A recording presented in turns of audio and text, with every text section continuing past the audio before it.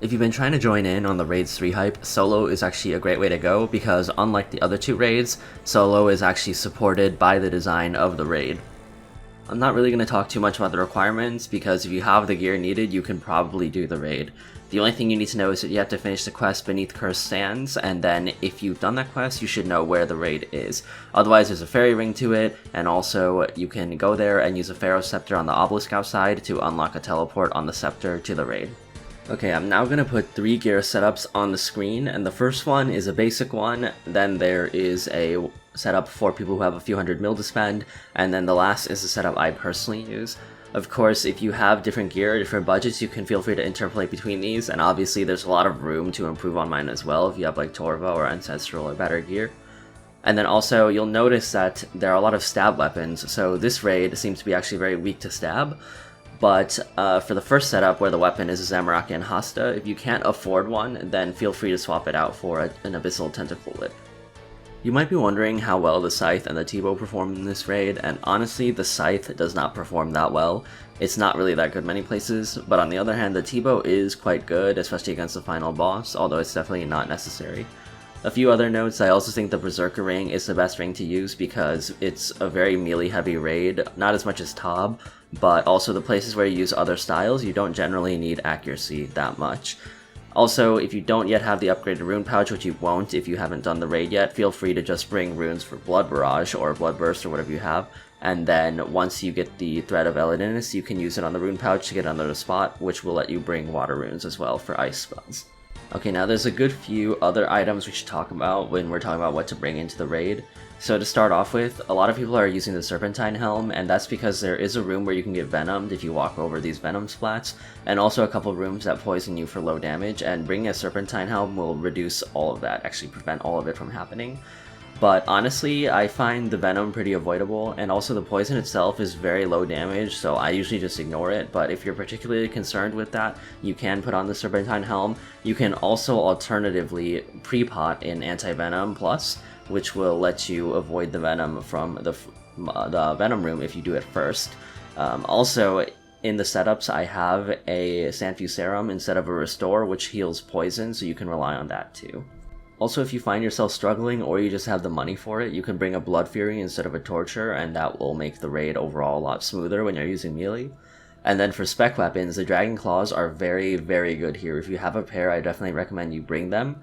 Otherwise, you might hear people talking about the DDS, and the Dragon Dagger is very good for one particular point of the final boss. So don't bring it in thinking that it's good against every boss. It's not. It's only good one particular place, and I think in the beginning, I wouldn't recommend bringing it quite yet. Also, if you're wondering about defense lowering special attacks like the Dragon Warhammer, take this with a grain of salt, but I have heard that most bosses don't let their defense be lowered, so its effectiveness is also pretty questionable throughout the raid, and I think most people have settled on not bringing them. Now, also let's talk about the Karis Partisan, because that was a weapon that was receiving a lot of hype leading up to the release of this raid. And the thing is, the Karis Partisan is roughly as good as a rapier against the one room that it's used in, but if you get the gem, the Karis Partisan of Reaching, which is a blue gem, then it's much better, and it may well be worth bringing in just for that room. Of course, if you don't have a rapier, then you can consider bringing it in as an upgrade for that room. Speaking of stab weapons, the Osmuntin's Fang is a new weapon from this raid, and it may be prohibitively expensive for a lot of people right now, but if it goes down more, which it is, then you might be able to snag one, and it's quite good in many rooms of this raid. Like, it's a straight upgrade over the rapier in most cases, so you would bring that in instead. The very last thing on this list to talk about is a Dragon Pickaxe, and the reason why it's not in any of the setups is because you won't actually be bringing it in each time. There's something that works like a stash unit in the raid itself, so what I'd recommend you doing is take one and then set up a party, run in the raid, and then go into the Het room, which is on the southwest, and once you go inside, there's a statue right there, you just put it in, and then you can leave the raid. Do note though that if you accidentally go in the room, you're gonna have to die to leave the raid, and if you brought stuff, you'll have to pay the death cost for it, so hopefully bring nothing in and just run in and then run out. Also, this statue acts as a stash unit, so you have to give it your pickaxe and you won't be able to access it again in the main game until you go in and take it out. So if you need to use your dragon pickaxe, be wary of that. Okay, now let's talk about the invocation system. So basically this raid has a system where it has a bunch of different invocations, which are basically modifiers for the raid, and they change, how long you have, how many tries you have, and also the mechanics of the bosses themselves.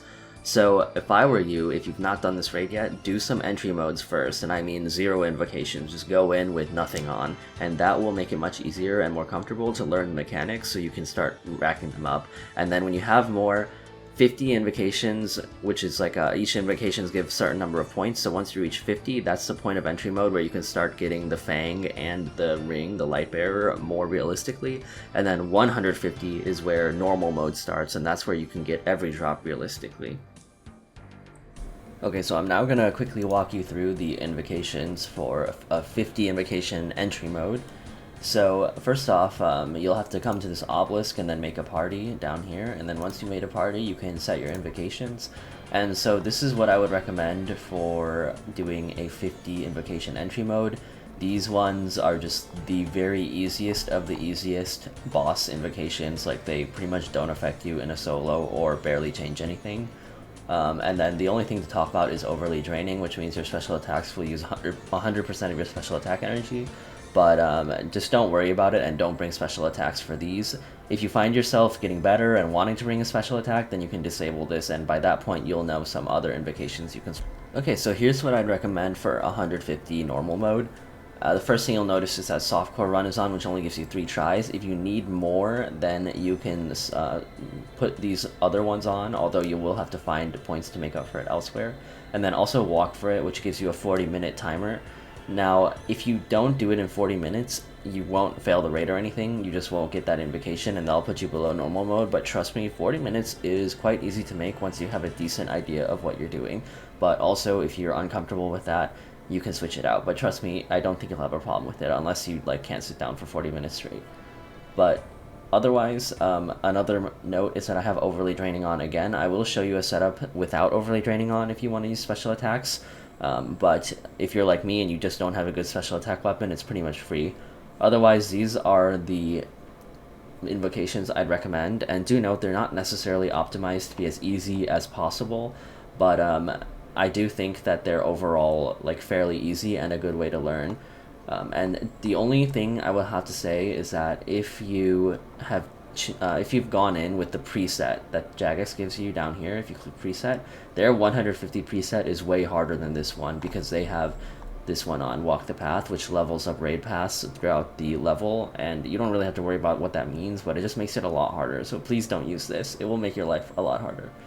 And then of course, as you get better, you can start adjusting the time and life invocations as you need, and you can hopefully modify your invocations based on how you like to do it. And then if you do want to use special attacks, I'd recommend just taking off overly draining and then putting on acceleration down here. So you will notice that there are a lot of the final boss invocations enabled, and this does make it a bit harder, but honestly, it's good practice, and I don't think it's too hard once you actually are used to how the boss works with a little practice. And one last honorable mention to be aware of is on a diet, which means you can no longer use food in the raid. That's almost a free 20 points, because if you just bring in brews, you won't need any food at all. The only reason I don't have it on is because, one, personally I like to bring in a little bit of food to save the supplies a bit, but that's just me, that's Iron Man life. And then the other thing is that there is a thing called the silk dressing that you can get in the raid, and it's honestly a very nice quality of life that I like to use and that I think makes it easier.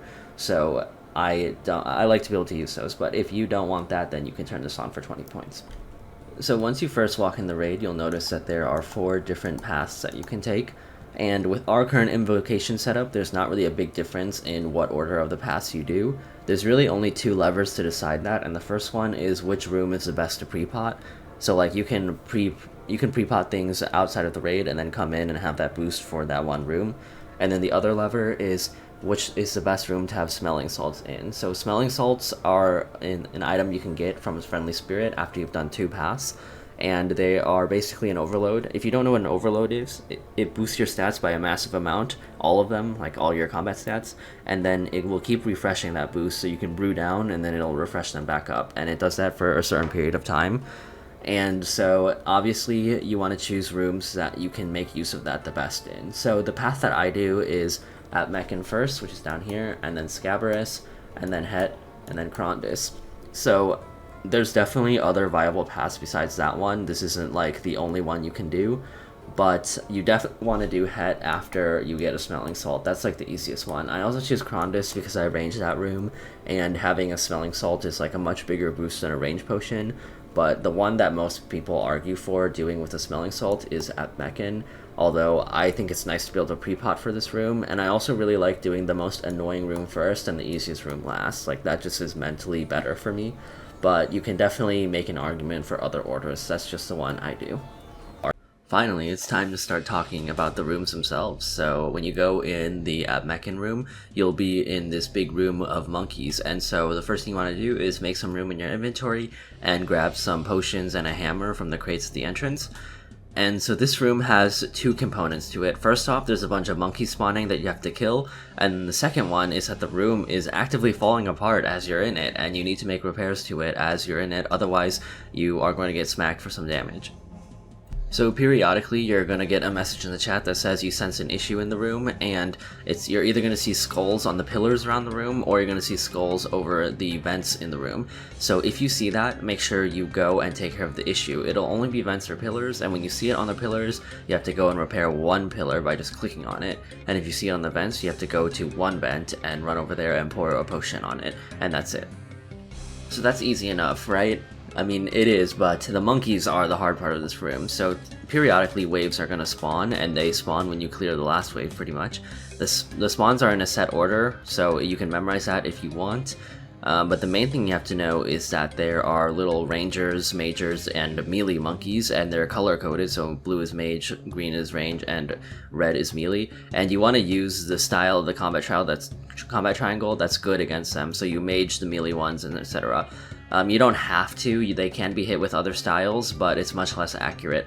There's also a few special types of monkeys that spawn. So the first one is a volatile monkey that if it comes near you, it will explode in a 3x3 radius, and so you want to make sure that when you see one, you either kill it before it gets to you, or you just let it come to you and then run away before it explodes. There's also these cursed baboons that walk around and spread a venom trail, so those are a really high priority to kill. You want to kill those so they don't cover the entire room in venom, and you can also use Ice Barrage to freeze them.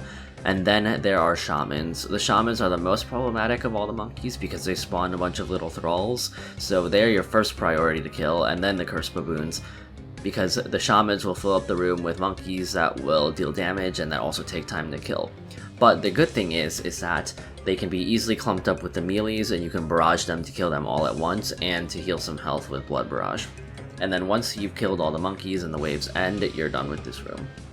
Now it's time for the big monkey boss, Baba. So Baba seems to be weak to stab, so you should use your best stab weapon over the scythe, it seems. Although if you have a bofa, that seems to be better than a hasta at least, although not better than a rapier. So it goes something like rapier, then scythe, then bofa, then hasta, and of course the fang is better than all of those. Baba has a few special attacks you need to be aware of. So the first one is that he kind of looks at you, and then there are these spreading black spots on the ground in a big AoE, and you want to run away from that, otherwise it'll smack you pretty good. And then he also has this thing where he causes rocks to fall from the sky. Now when that happens, he's also going to cause two big boulders to appear, and you want to make sure you pay attention where those are, because very soon after he does that, he's going to throw some rocks at you, and you'll get a message in the chat when that happens, and if you're not standing next to a boulder when that happens, it's going to smack you. So make sure when you see a boulder appear, you try to run to it as soon as possible, and then make sure you're next to it when he throws the rocks at you. And then he also spawns a bunch of baboons throughout the fight at seemingly random intervals. I would honestly just ignore them. They can be annoying and range you, and they also attack the sarcophagi on the side, which when they open will shoot out some AoEs. But it's honestly not that big of a deal, so I just ignore them. And then in his next phases in between, which I'll talk about in a second, the baboons will actually die, so you don't need to worry about killing them. And I guess I didn't mention this whole time, but also you should play melee against him. So when Baba hits 1/3 HP and also 2/3 HP, he's going to go into a special phase where he jumps to the top of the room and pushes you all the way to the back of the room, and he's going to send a bunch of rolling boulders down. Now if you look at them, you'll notice that one boulder is a little different than the others, and that's the weak boulder that you need to attack. So if you use range always max hits against them, and in a solo they only have 25 HP, so that means that if you have a blowpipe with dragon darts and 99 range, anguish, etc., rigor, then they will get one shot. So you want to make sure that you have a setup where you can one shot the boulders. Personally, I'm cheap and I use rune darts, so I have to use a range pot to get that max hit. So just make sure whatever you're doing, you're making it so that your max hit is 25 or greater with range. And of course, if you have a Bofa, that's not a problem at all. I think you can hit that without any boosts at all, or maybe just a couple. So this boulder phase will go on for a while naturally, but if you run to him, which can be done in 2 rounds if you're fast enough, then you will be able to just end the phase early, and he'll just stop throwing boulders and get back to it. So once you are a little more comfortable, you want to be trying to run to him through the boulders. The first room of the Scabaras path is a bit unique because there's 5 puzzles in it. In a solo, you only need to do 3 of the 5 puzzles, but you still need to know how to do all of them because they're in a random order each time except the last one, so you don't know exactly which one you're going to get. And so to explain all of the puzzles, the first one is just a 6-pillar puzzle where the goal is to find the right order to hit the pillars in. So what you really want to do is just keep spamming the pillars until you find the order. So when you hit the right one, it'll light up, and when you hit the wrong one, the puzzle will reset and rocks will fall from the sky. But you can just dodge those and then just keep hitting them until you find the right order. And you'll know because it'll light up, so basically you can hit each pillar until one lights up, then you hit each of the remaining pillars until another one lights up, and so on until you figure it out. Also, I should mention this whole time these little scarabs will be spawning, but they don't do that much damage and they only have 12 HP, so you can just bop them out of the way. The next puzzle is a Simon Says puzzle where you hit this button and then the tiles keep lighting up in a random order. That'll do that 5 times, and you basically need to memorize the order they go in and then just hit them in that order. I've heard one person give a tip that you can kind of tilt the camera and pretend like this is a number pad and kind of assign them numbers. I don't know how well that works. It's honestly easy enough to just memorize 5 things, but however you want to do it. There's also a numbers puzzle where you look at this plaque and it has a number on it, like 31, and then there's this 5x5 grid, and that grid is the same every time, so you can memorize the numbers. Now this one is a bit tricky in the sense that you have to do some addition and also, memorize some things, but a basic tip I like to use is that the first entire row is 31, so if it's greater than 31, you can just run through that row, or if it is 31, that's it. And then the first 3 are 24.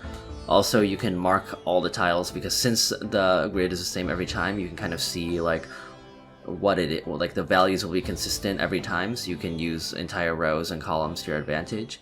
Also, there's this thing that someone posted on Reddit that helps you to memorize what number is what. So I actually found that really, really helpful because what that lets you do is rather than memorize the exact configuration for every number, you can kind of use rows or columns to get close to that number and then use your memory of the numbers to choose one more that adds up to the total number, if that makes any sense. Another bit tricky puzzle is this alternating light puzzle. So there are a lot of tricks to doing this, which people have posted on Reddit or other various resources. But I honestly don't use any of these, and I just kind of YOLO it, I just run in and hit tiles. If you're unfamiliar with this kind of puzzle, what happens is when you step on a tile, it will flip the light, so if it's lit up, it'll become unlit, or if it's unlit, it'll become lit up, but it also flips the light of the 2 tiles closest to it. So the goal is to get them all lit, and you should also know that you can manually flip things for 20 damage. Just right click on a tile and click flip. You'll lose 20 health, but it's generally worth it if there's only one left. But you can use whatever tricks you want. I kind of either just try to figure it out or just start brute forcing. But like I said, there are solutions that are out there that you can look at. And then for the final puzzle, it's a matching puzzle where you have to go back and forth between these 2 grids and match the pieces. So there are a lot of different ways to go about this too, but what I like to do, but does require a bit of memorization, is I like to go to one side and then hit 4 tiles, memorize what those are, and then go to the other side, hit 4 tiles, memorize where those are, and then just go back and forth. But if you find it hard to memorize that many things, you can also do 2 at a time, or just keep going back and forth till you find things. It's really up to you how you want to do this. Last thing to mention about this room, like I said, in a solo you only have to do 3 of the puzzles, so you can just enter on any side, do that first puzzle, then take the tunnel to the other side, do the next puzzle, then hop over to the other side, and then go through to the last puzzle. The Scabaras boss is Kephri, a giant dung beetle. So this is the one room where you can use a Karis Partisan, and it's quite good here. Of course you want to use the blue gem Karis, but if not, you can use the regular Karis or just the best stab weapon you have. This fight has two phases. One of them is the shield phase, and one of them is the scarab phase, and it kind of goes back and forth between them. So during the shield phase, she's going to send a fireball in the air, which then splits off and hits you. This can be a bit hard to dodge when you're first learning, but all you really have to do is keep moving between squares, and try not to move just back and forth. Try to move like diagonally and then like in a square basically, so in a 2x2 square. If you just go straight back and forth, it's really easy to get hit, so just keep that in mind. And then also sometimes you'll see flies surround you, and when that happens, you're about to get dunged. So what it means when you get dunged is that you're going to get bounced back, and then she's going to put a line of poop on that line that you got bounced back on behind you. And once that happens, that part of the map is no longer crossable. So the trick is you really don't want to make too many areas of the map unaccessible, and you definitely don't want to section yourself off.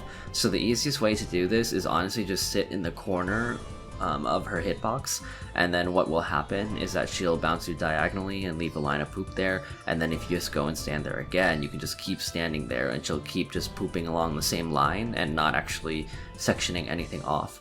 But eventually, if it takes long enough, that will no longer work, and in that case you can just kind of like go in a line so that like tiles like put poop in lines next to each other, directly adjacent to each other, so that you don't block off the entire room from you, just one section. One other thing to mention is that if you find yourself getting hit by the fireballs a lot, you can pray mage and that will reduce their damage. So after every shield phase, you'll go into a scarab phase where a few things happen. So first off, she will spawn some big scarabs that are very dangerous and that you should focus on immediately. So after the first shield phase, she's going to spawn a ranging scarab, so make sure you pray range and then go kill it. And then in the second phase, she spawns a melee scarab, which also heals her, which you want to kill. But the most important one in that phase is this thing called an arcane scarab, which sits in the corner. And you want to kill that ASAP, because if you let it charge up, then it will unleash this attack that does a ton of damage, and I've died to it many times. You can reduce the damage with Protect from Magic, but it's still very potent. So as soon as you go through the second shield phase, immediately look for the Arcane Scarab and try to kill it. The T-bow seems to work very well on it. If not, I think Bofa surely works well. Otherwise, you can also just go and stab it with melee, although that seems like not an amazing option. Also keep in mind that when you hit it with some damage, it can fly away and go to another corner, so you have to keep tracking it down until you're sure you've killed it. Otherwise, the melee scarab is also kind of annoying because it heals the queen, so I don't 100% know if it's worth to kill it or ignore it, but I usually just end up killing it. So the other thing that happens in the scarab phase is that a bunch of little scarab swarms will spawn at the ends of the room, and they will go to her, and that will start replenishing her shield. So once you've killed the big scarabs, switch to your blowpipe and just try and pick off as many of the scarab swarms as you can, because the more you do, the faster the next phase will be, because she'll have less health on her shield. And then the last thing about this is that there will also be these kamikaze-ing scarabs that will run at you and explode on the spot. So it's quite like the other phases where you see an indicator for the fireball. You just see an indicator for where the bug is going to explode, and make sure you're constantly on the move in that phase, otherwise you're probably going to die to them. So after the third shield phase, instead of going to another scarab phase, she's just going to bounce you back and then go into her final phase where you can actually hit her health bar. But this is pretty much the same as one of her shield phases, so there's not much to worry about there. Just finish her off and then you're done. Also, one thing I did forget to mention is that she has one more attack during the shield phases, which is she will dump a bunch of eggs onto the ground in the room. And honestly, I don't bother with killing the eggs because it doesn't make that much of a difference, and in a solo you can't kill all of them anyways. But if you do want to know what they do, the little ones will explode in a 3x3 area around them, so try and keep away from them when they're exploding. And then the big ones will spawn these little annoying drones which use range against you, but they honestly don't do that much damage. And I've heard people say that you should use Protect from Range, but I don't think Protect from Range actually reduces the damage they do. So I just ignore them, and I just ignore the eggs in general. After you've completed 2 paths, a friendly spirit will show up in the lobby and offer you supplies. So there's 3 different options: life, chaos, and power. And the one thing you should know is that you always need to choose a path which gives you the smelling salts, because smelling salts are overloads and they boost your stats a lot, and it'll make the rest of the raid way easier and faster. Now, if you're wondering which one to choose between chaos and power, because those are the only ones that ever have salts, I usually only choose power if it has 2 or more ambrosias. So ambrosia is the white potion, and what it does is it fully heals you, like regardless of your health or prayer. So you could be at 1 health, 1 prayer, and it will fully heal you and fully restore your prayer. And on top of that, it also over heals you and over heals your prayer too. So it's very, very good in a pinch, very good for the final boss, especially when you're learning and you make a lot of mistakes. So I'll choose power if it has 2 or more ambrosia and you don't need other supplies. But otherwise, I almost always pick chaos because it just gives a good mix of supplies. So the yellow potions, the nectar, they're like brews. The red potion is like a restore. And then there's also a silk dressing, which restores health over time after you pop it, and it restores a lot of health over time. And then there's the blessed crystal scarab, which if you pop it will restore prayer over time, and it also restores a lot of prayer. So all of those resources are very good to have. There's also the adrenaline potion, which halves the cost of your special attacks, and if you have claws, you will be using that a lot. It'll let you claw 4 times instead of 2. And then for the Dragon Dagger tech, which we'll talk about in the final boss, that is also essential if you bring a Dragon Dagger. The next path I do is Het, and so if you're paying attention at the beginning of the video, hopefully you stored a Dragon Pickaxe in this room already. But when you get in, take a Dragon Pickaxe, and you might need to drop a few things. But basically how this room works is it is kind of like crabs and cocks. Like there is a statue with a ball of light, and it shoots out every so often, and you're trying to direct it with mirrors to the statue that has a shield on it.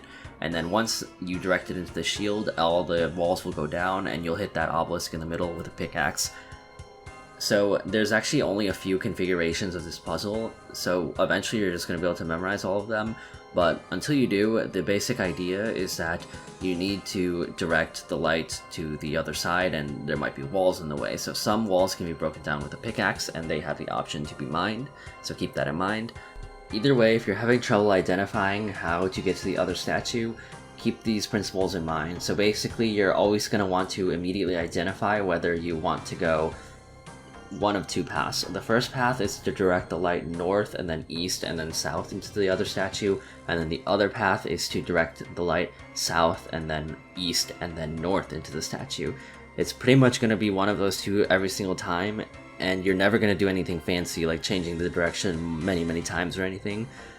Keep in mind that there are some mirrors in the room that are fixed in place, but there's also usually 3 mirrors that you can pick up and then place wherever you want, and then change their direction. So sometimes they will put a mirror in front of the statue, which is bait and like can't get you anywhere. So don't pay attention to where the mirrors already are, pay attention to the mirrors you have, and just try and identify a way to get the light into the statue either from the north or the south, and then work backwards on where to put mirrors to get there. Once you've directed the light into the statue, the walls will go down and you'll be able to mine the obelisk in the center. If you have a dragon pickaxe, now is a good time to spec. And if you have a dragon pickaxe and 99 mining, then you can 1 down the statue, although you won't do it 100% of the time, but you will do it most of the time. There's also this trick where if you stand 1 square away from the statue and then click on it right as you see the light, you will actually be able to mine it a little faster, and that will make it even easier to get 1 downs. If you don't get a 1 down though, it's fine. You'll just have to do the puzzle again and then mine it again. Akkha is the boss of the Path of Het, and he is probably one of the most fun, or at least interesting bosses in this raid, but also one of the most complicated. So there's a few things that are going on in this fight. First of all, he's always going to be praying 2 different prayers, and you have to use the one style that he's not praying against, and this will always start as mage. So you'll always start the room maging him, and then he is going to use the style that your style is good against. So for example, mage beats melee, right? So when you're maging him, he's going to melee you. But there's also a lot of other tricks to figuring out what style he's going to use. So people have observed that the prayer on top in his little symbol above his head, the prayer that's on top is the style that he uses, And then the last way to identify it is that if you look at the two prayers he's using, the style that he uses is the style of those two that beats the other. So again, for example, if you look at his prayers when you're maging, he's praying range and melee, right? And melee beats range in the combat triangle, so he uses melee against you. Every so often he cycles through and switches what he's weak to, but there is a cycle to this, so he starts off weak to mage always, then he'll become weak to melee, and then he'll become weak to range, and then reset, and he does that every time, so keep that in mind. As for what weapons to use against him, you can pretty much just use the best weapons of every style you have. The only notable exception is range, where I believe the blowpipe is the best weapon against him. So at certain health thresholds throughout the fight, he will suddenly summon 4 shadows around the room, and when he does this, you can no longer hit him. So instead, what you want to do is you want to pick a shadow, any shadow, and then go and kill that with scythe or blowpipe or whatever weapon you have. And then once you've killed that shadow, he can no longer be damaged in quadrants outside of the one that had the shadow in it. So basically, once you've killed the shadow, make sure you lure him into the quadrant without a shadow, aka the quadrant where you just killed the last shadow, and there he'll be vulnerable.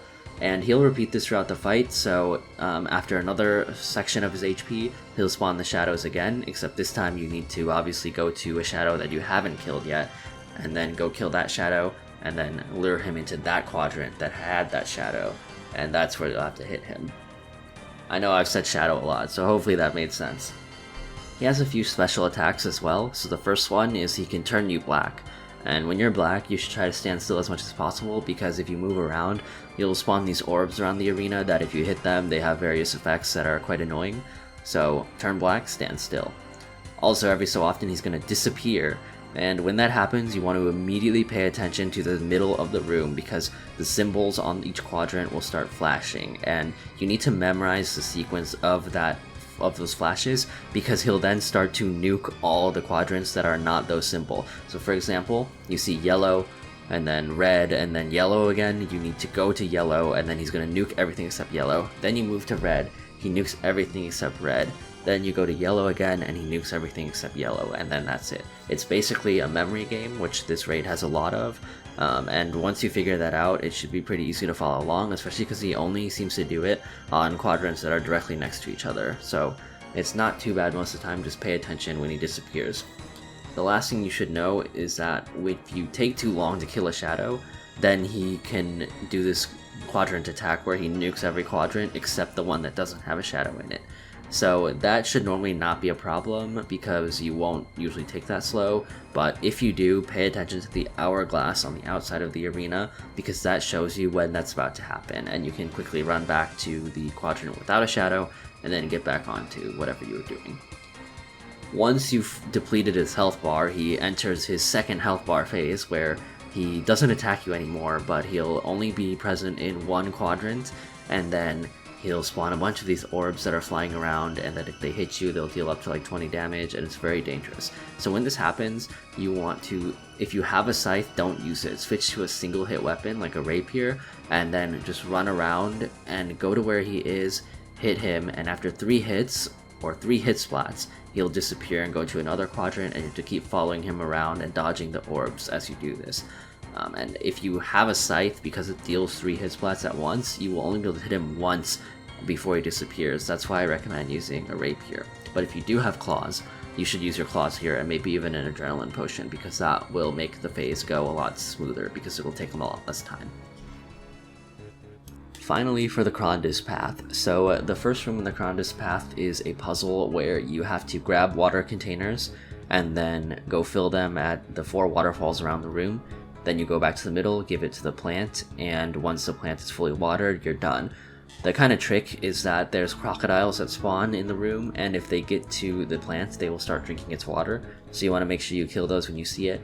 And then of course the other trick is that the paths to the waterfalls are full of traps, just like in the sepulcher, and when you go to the waterfall, you'll fill your water container with 100 water. The plant only requires 200, so if you do it perfectly, you only need 2 runs, but if you get hit by a trap, your water level halves. So that's the kind of trick to this room, but it's actually quite easy, with a little bit of practice. So my strategy is I run in, go get the south water container, then I'll take the southwest path, which is really easy and can be one-clicked, and go carefully through that, make sure I get 100, and then go and water the plant. If the crocodile has already spawned, you can kill it. Otherwise, I wait a little bit to have it spawn and then kill it, and then I go southeast, go carefully, trying to get 100, and then go back and you're done. But if you did not get a perfect 100 on both runs, you'll have to get more water, and so go northeast and try that, and if you're done then, that's good. If not, go northwest. And then whenever you have 200 water on the plant, the room will be done. And just to note that the reason why you have to switch waterfalls is because after you fill one up, the waterfall will dry out for a bit, but it will respawn after a while. And here is the final and best boss of them all, Zebak, a giant crocodile. So he'll auto-attack you throughout the fight, and whether it's mage or range, you can tell by what it looks like. So when he sends a big jug in the air, it's mage, and when he sends a big rock, it's range, so make sure you pray appropriately. He also has 2 special attacks that he uses in alternating order, although it's random which one he uses first. So for both of them, he sends a bunch of poison throughout the room and some jugs, and you can hit the jugs to clear poison, although for the first special attack, that's not really necessary. So the first one is he'll spawn a bunch of waves on the side of the arena. He'll spawn 3 waves of waves, and if you've done Dragon Slayer 2, you should be familiar with this already. There's a little opening in the waves, and you have to make your way to that and let them pass you 3 times in a row. And if you do get hit by the waves, you'll get pushed back and damaged, and if you get pushed back enough, you'll actually fall off the little island, and you'll be swimming in the water. So if that happens, make sure you click on the pier to get out of the water, otherwise you're going to be stuck there. The second special attack is that he'll do the same thing with the poison and the jugs, except he'll also throw out 3 rocks, and you have to pay attention to where those rocks are, because in a second he's going to shockwave the entire room, except for the spaces behind those 3 rocks. So what you want to do is you basically want to move a jug near the rocks and then hit the jug, and that jug will explode in a 5x5 area, which cleanses poison on the ground. So look for a jug that can be pushed in a reasonable line into the rocks, and keep in mind you can also pull them and you can also push them diagonally. You don't have to push them in a straight line, but either way, just find a jug that you can push near it and then hit the jug as it's going or when it stops, and make sure it clears out the area behind the rocks. And then as soon as you've done that, run behind the rocks, because whenever he shockwaves you, which will be a few attacks after he does the poison, then it's going to nuke you unless you're standing behind a rock. It's also worth mentioning that there are some weird exploits you can do to avoid this, but honestly, I'm pretty sure they're going to be patched, so that's why I don't mention them other than that. The last thing is that when he's low health, he will become enraged, and that just means he attacks a lot faster, but he doesn't use specials anymore. So when he's enraged, you have to really pay attention to what attacks he's using, because he attacks very fast. He can also spawn blood spawns throughout the fight and during his specials usually, and honestly these are no problem at all. You just ignore them and run away, like it's seriously nothing. That's pretty much all there is to Zebak, and then you're ready to fight the final boss. But right before the actual boss itself, you can get a friendly spirit again, and that will give you more supplies. So what to get here: if you need more salts, make sure you get more salts. That's probably the most important thing. But if you don't need more salts, then you kind of have freedom to choose. I choose life if I'm just short on supplies and don't need salts. Otherwise, power if you have supplies and you want more ambrosios or adrenaline potions. And if neither of those look too appealing, then chaos. And that's pretty much the decision process I use. Once you've gotten some extra supplies from the spirit, it's time for the final boss. So once you enter the final boss room, you have to talk to the spirit in the middle to actually start the fight. But first, there's some things you need to know. So this fight is a bit interesting in that it's not actually really a fight. There's this obelisk in the middle that starts feeding energy to both of the giant warden mechs on each side of the arena, and while it's sending orbs to them, it starts charging them up, and once they've charged up, they'll start unleashing special attacks. Now, the twist is, if you let them charge up at the same time, they use their special attacks at the same time, which means you're probably going to die, because they'll cover the entire arena in lots of damage. So what you have to do is you have to stand on one side of the obelisk so that you interrupt the orbs going to one of the bosses, and That way they'll off-sync each other, and then they'll start using their special attacks at different times. So once you've stood there for a while and they unleash their first special attack, then you want to stand off of it, because if you keep blocking the orbs, then eventually the special attacks will resync if the fight goes long enough, and that will kill you. So make sure you're standing there blocking orbs until the special attacks start coming out, and then leave it and don't go back. Also, the orbs will damage you for 3 every time they hit you, so this is a good time to use a silk dressing if you have one, because that heals damage over time, and it'll heal you up from those orb chip damage. An important caveat to this too is that depending on which side you stand on, the version of the final boss you face in the 3rd phase will be a little different. But before I go too much into detail about that, let me just say that you pretty much want to stand on the west side, because I think that makes the final boss a little easier, unless you've turned on the invocation that makes Kephri's attack 3x3. If you've turned that on, then stand on the east side, but otherwise I recommend standing on the west side, and you'll know what that means a little later. As for what to hit the Obelisk with, it seems kind of like everything is just kind of okay on it. Like the scythe is okay, the blowpipe is okay, the rapier is okay, I guess, although I think the rapier is the worst of those options. So from what I can tell, you should use a scythe if you have one, otherwise a blowpipe. And if you do happen to have a Shadow of Tumeken, that seems to be the best weapon overall. While you're hitting the Obelisk, the Wardens will send some special attacks at you. So the first is this UFO attack where the entire arena just gets covered in these things that spin around and do damage. So that's very simple, just don't stand under them. And then they will also send these balls at you, which you'll get this message in chat for when that happens. But those are more meant for team raids, and in a solo, there's nothing you can do about them. They'll just come at you and hit you. So there's really not that much you have to do, but you will take a significant amount of chip damage throughout the fight because of those balls.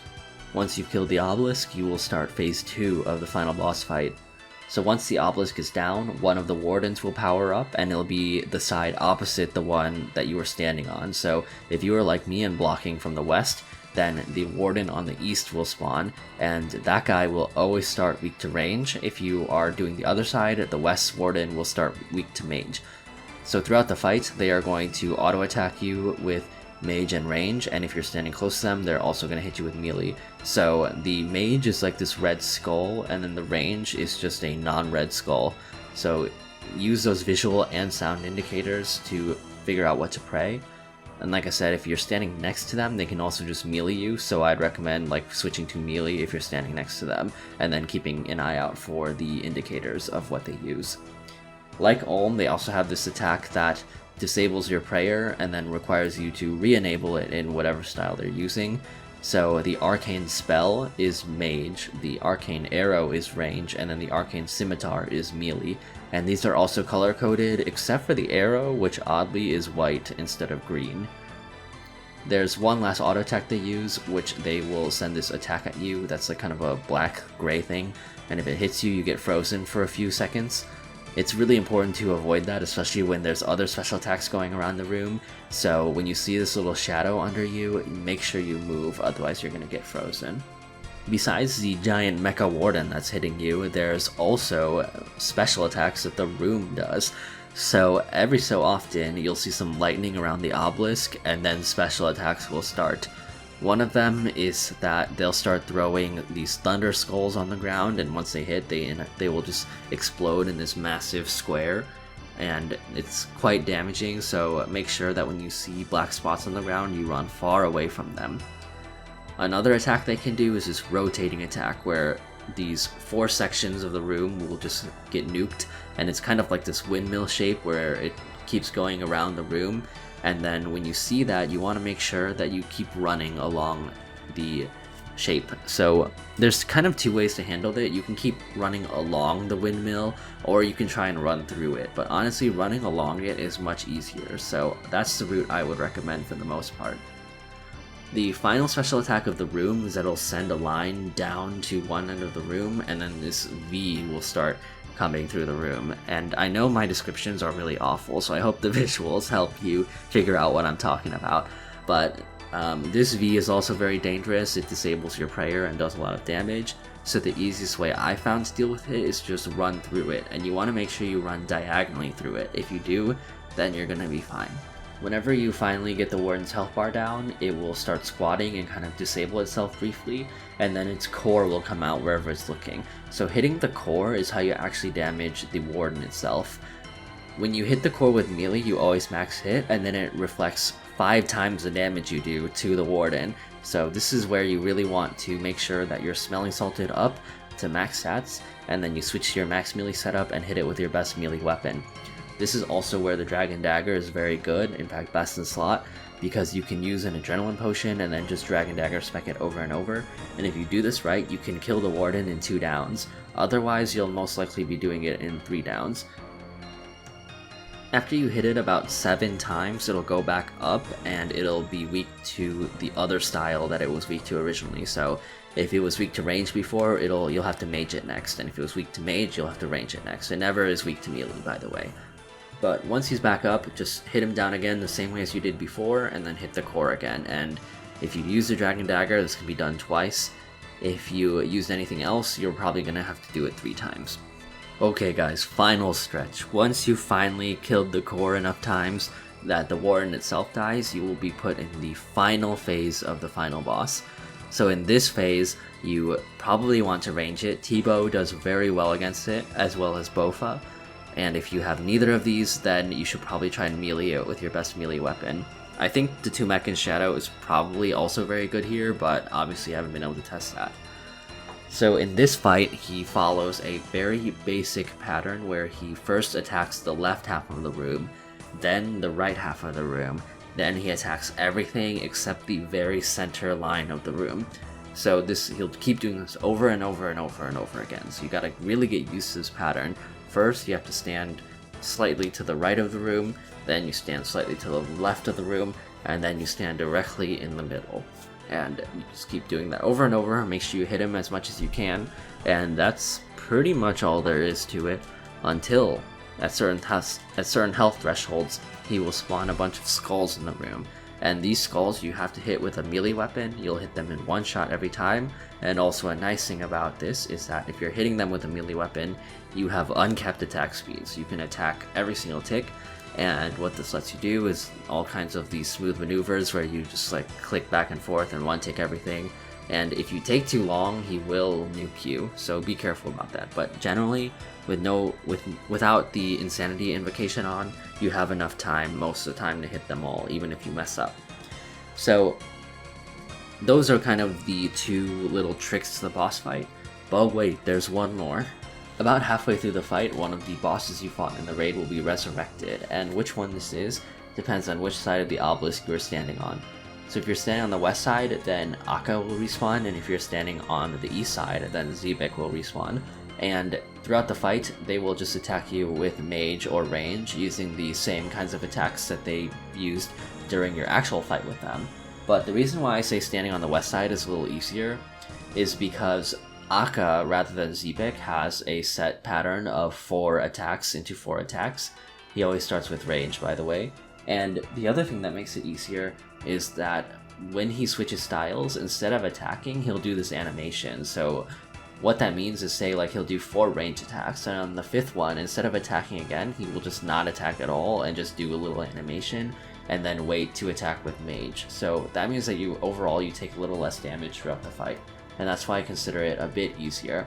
But also, when you go down to about a quarter, or maybe a little more than that, of his health remaining, the final boss will spawn another spirit of a boss you killed in the raid, and on the west side it is Kephri, and on the other side it's Baba. And they do the same thing too as each other, where they will just periodically send a ball of either fire or a rock at where you are standing, and that makes it so that you can't just stand in the same spot, you have to keep moving. Although since you already have to move, it's not too bad. The only thing is, like I said, if you have the invocation on that makes Kephri do the fireballs in a 3x3 area, this carries over to the final boss, and it actually makes it a lot harder getting nuked in a 3x3 area.